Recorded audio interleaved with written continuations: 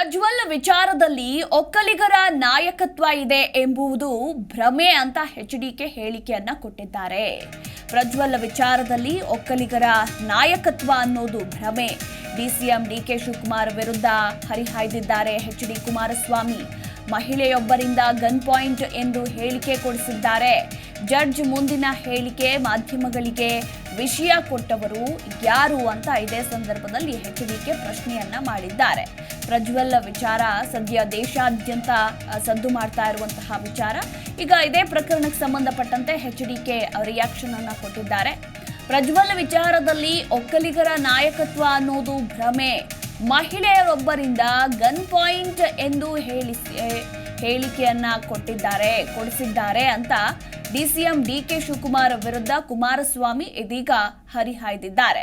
ಮಾಧ್ಯಮಗಳಿಗೆ ಈ ವಿಷಯವನ್ನ ಕೊಟ್ಟವರು ಯಾರು ಅಂತ ಇದೇ ಸಂದರ್ಭದಲ್ಲಿ ಪ್ರಶ್ನೆಯನ್ನ ಕೂಡ ಮಾಡಿದ್ದಾರೆ. ಮಾಧ್ಯಮಗಳ ಮುಂದೆ ಸಚಿವರು ಹೇಳಿಕೆ ಕೊಟ್ರೆ ತನಿಖೆ ಹೇಗೆ? ಮಹಿಳೆಯರಿಗೆ ನ್ಯಾಯ ಕೊಡಿಸೋದಕ್ಕಿಂತ ಪ್ರಚಾರವೇ ಹೆಚ್ಚಾಗೋಗಿದೆ.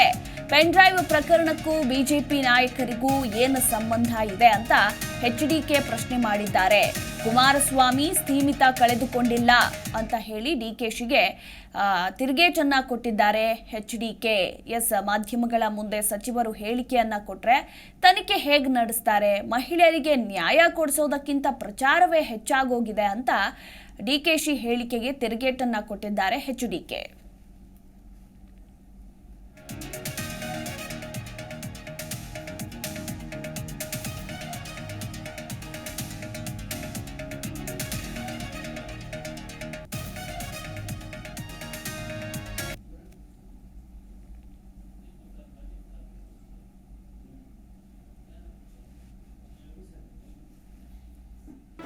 ಜಿ ಕನ್ನಡ ನ್ಯೂಸ್ ಈಗ ನಿಮ್ಮ ಮನೆಯಲ್ಲೇ ನೋಡಿ.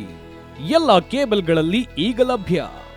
ಸನ್ Direct 292, Jio TV 1334, U digital 162, city cable 51, GTPL 17, Abhishek cables 821, rock line telecommunication 51, Shri Basaveshwara number 60, Vinayaka digital number 53, in digital number 896ರಲ್ಲಿ.